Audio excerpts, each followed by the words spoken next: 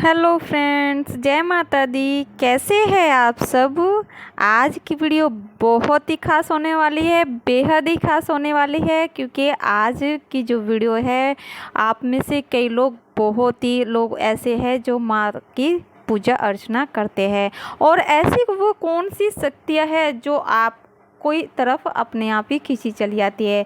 सिर्फ माँ दुर्गा की इस पूजा करने से वे शक्तियाँ आपकी तरफ खींची चली आती है, आपकी तरफ आकर्षित होने लगती है और उनकी कृपा और उनकी शक्ति आपको अपने आप ही मिल जाती है। अगर वीडियो पसंद आए तो वीडियो को लाइक कीजिएगा, चैनल को सब्सक्राइब कीजिएगा एंड शेयर कीजिएगा। चलिए वीडियो को शुरू करते हैं। वे जो शक्तियाँ होती है, जब आप माता दुर्गा की पूजा अर्चना करते हो, उनकी आराधना करते हो या उनका नाम लेते हो या उनके मंत्रों का जाप करते हो, तो वे शक्तियाँ अपने आप ही आपकी तरफ आकर्षित होने लगती है। ये जो शक्तियाँ होती है जो माँ दुर्गा के बेहद ही करीब होती है, जो उनके पास में बहुत मतलब उनके बहुत ही ज़्यादा करीब होती है, ये शक्तियाँ वे अपने आप ही आपकी तरफ आकर्षित होने लगती है। आपको उनकी पूजा अर्चना करने की ज़रूरत नहीं पड़ती, क्योंकि अगर आप माँ दुर्गा की पूजा अर्चना कर रहे हो तो ये शक्तियाँ अपने आप ही आपके पास में आ जाती है। ये शक्तियाँ इतनी प्रभावशाली होती है, इतनी शक्तिशाली होती है कि इनकी कृपा मात्र से ही आपका जीवन सुखमय बन जाता है। वो चाहे आध्यात्मिक जीवन हो या साधु संत वाला जीवन हो, आपकी लाइफ को गति मिल जाती है, आपके जीवन को ऐसी दिशा तक ले जाती है वे शक्तियाँ जहाँ आपको बाद में मोक्ष की प्राप्ति होती है।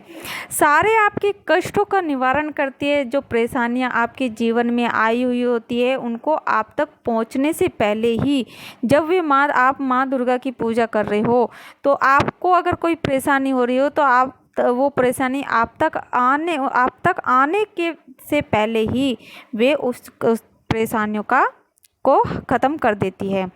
ये शक्तियाँ माता दुर्गा के बहुत ही ज़्यादा करीब होती है दोस्तों। और यूँ कह लो, अगर जो लोग माँ दुर्गा की पूजा अर्चना करते हैं, सबसे पहले, ऐसी बात नहीं है कि अगर आपको माँ दुर्गा की आप पूजा अर्चना कर रहे हो और आपको परीक्षा ना देनी पड़े, सबसे पहले ये उन तक पहुँचने से पहले सबसे पहले आपकी परीक्षा लेने ज़रूर आती है।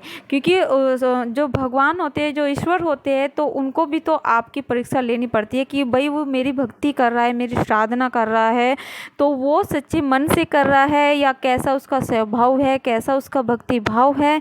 तो वे सब चीज़ें आपको वह देखने के लिए आपके पास में आती है, यानी कि आपकी परीक्षा लेने जरूर आती है।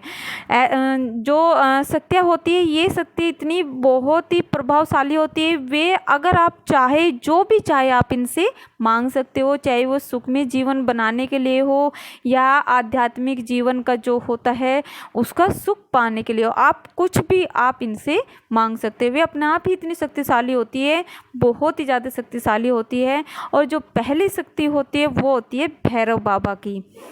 आपने देखा होगा गृहस्थ जीवन में भैरव बाबा, बटुक भैरव बाबा पूजे जाते हैं। दुर्गा माता की जो पूजा होती है उसमें गृहस्थ जीवन में भैरव बाबा, बटुक भैरव बाबा पूजे जाते हैं। तो वे हमेशा माता दुर्गा के साथ में रहते हैं, उनकी आज्ञा का पालन करते हैं और हमेशा उनके पीछे चलते हैं। तो जो उनकी जो शक्ति होती है वे अपने आप ही आपको मिल जाती है माँ दुर्गा की पूजा करते ही। जब अगर आप माँ दुर्गा की पूजा कर रहे हो तो उनका आशीर्वाद, उनकी कृपा अपने आप ही आप तक पहुंच जाती है, अपने आप वे आपकी तरफ आकर्षित अपने आप ही हो जाते हैं। दूसरी शक्ति है हनुमान जी। हनुमान जी को सभी लोग पूजते हैं और आज आपको पता है कलयुग के राजा माने जाते हैं हनुमान जी।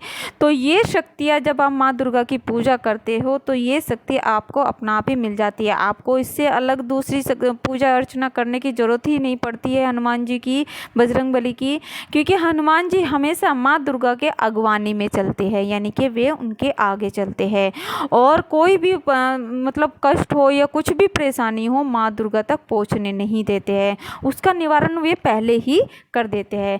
माँ दुर्गा की आज्ञा से ही वे आपके सारे कष्टों का निवारण करते हैं, सारे जो दुख दर्द होते हैं उनको ख़त्म कर देते हैं और आपकी हमेशा रक्षा करते हैं, चाहे वो कैसा भी तंत्र मंत्र हो या किसी भी प्रकार का आपको आपके ऊपर टोना टोटका किया हुआ हो। अगर आपके अंदर आपके मन में भय बैठा हुआ है, आपको डर लग रहा है, तो वो उस चीज़ को भी ख़त्म कर देते हैं। उनकी पूजा आपको अलग से नहीं करनी पड़ती, सिर्फ माँ दुर्गा की पूजा करने मात्र से ही उनकी कृपा आपको अपना आप ही मिल जाती है। और इनके जो रूप होते हैं वे हर घर में सुख समृद्धि को भरने वाले होते हैं, सुख समृद्धि आती है, धन धान्य से उनका घर भरा रहता है। चौथी शक्ति जो होती है वो होती है 64 योगिनियों की। आपने सुना होगा, जब भी अगर देखा होगा आपने जागरण में या किसी भी कीर्तन में 64 योगिनियों का जरूर जिक्र आता है। जब माँ दुर्गा की कथा होती है या उनकी जो भी उनका बखान होता है तो उसमें 64 योगिनियों का जरूर जिक्र आता है, यानी कि उनकी 64 जो योगिनियाँ होती है उनकी हमेशा उनकी साथ में रहती है, उनकी कृपा भी आपको ज़रूर मिलती है। सिर्फ माँ दुर्गा की पूजा करने से मात्र से ही उनकी कृपा आपको ज़रूर मिलती है। 64 योगिनियाँ कौन थी? वे देवी का ही शक्ति रूप मानी जाती है और उनकी उत्पत्ति तब हुई थी जब रक्तबीज नाम के राक्षस को मारने के लिए उनकी उत्पत्ति हुई थी। क्योंकि जब माँ दुर्गा उनका रक्तबीज राक्षस नाम को मतलब उनका वध करने लगी थी तो उसका कहीं जहाँ भी रक्त गिरता था, एक बूंद भी अगर कहीं नीचे धरती पर गिर जाता था तो वहाँ से एक और रक्त बीज उत्पन्न हो जाता था। तो उस समय माँ दुर्गा ने 64 योगिनियों का को प्रकट किया था, उनका उत्पन्न किया था, यानी कि उनको जन्म कह लीजिए, चाहे आप उनको उत्पत्त किया मतलब प्रकट किया था। तो उस टाइम पर जब वे प्रकट हुई थी तो माँ दुर्गा ने उन 64 योगिनियों के साथ में मिलकर के रक्त बीज का वध किया था और इस धरती पे से अधर्म और जो पाप था उसको ख़त्म किया था।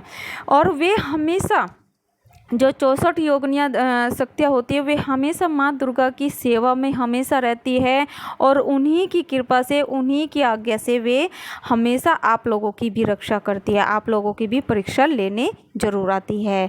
और जो आखिरी शक्ति होती है वो होती है 10 महाविद्याओं की शक्ति। आपने सुना होगा, एक तो नवरात्रि आती है, 2 उजागर नवरात्रि आती है, 2 नवरात्रि पड़ती है। जो उजागर होती है जो सभी लोग धूमधाम से मनाते हैं, और जो नवरात्रि 2 नवरात्रि और होती है, क्योंकि 4 नवरात्रि आती है तो जो 2 नवरात्रि आती है वो गुप्त नवरात्रि आती है। तो उसमें 10 महाविद्याओं की पूजा होती है। 10 महाविद्या की पूजा जब होती है वे भी माँ दुर्गा के रूप ही होता है, उनका स्वरूप ही होता है। और इसमें जो इनका स्थान होता है वो तंत्र मंत्र विद्या में सबसे अलग होता है, सबसे ऊंचा स्थान माना जाता है। और ये गुप्त नवरात्रि जब आती है तो इसमें जो जिनको सिद्धियाँ चाहिए होती है, साधु संत हुए या कोई तंत्र मंत्र हुआ या कोई टोना टोटका करने वाला हुआ, वही इस 10 महाविद्याओं की पूजा अर्चना करने के बाद में उनको शक्तियाँ प्राप्त होती है। और ये जो सब पूजा अर्चना होती है गुप्त नवरात्रि में ही होती है, उजागर नवरात्र में कभी नहीं होती है। तो 10 महाविद्याओं की शक्ति जो होती है वो आपको माँ दुर्गा की पूजा करते ही अपने आप ही आपकी तरफ आकर्षित हो जाती है। आप इसे चाहे तो आप इस चीज़ को आप आजमा करके देखिएगा, क्योंकि जो लोग इस दुर्गा माता की पूजा करते हैं उनको अपना आप ही आभास इन सब चीज़ों का हो जाता है। अगर आपको ये वीडियो अच्छी लगी है तो वीडियो को लाइक कीजिएगा, चैनल को सब्सक्राइब कीजिएगा। जय माता दी।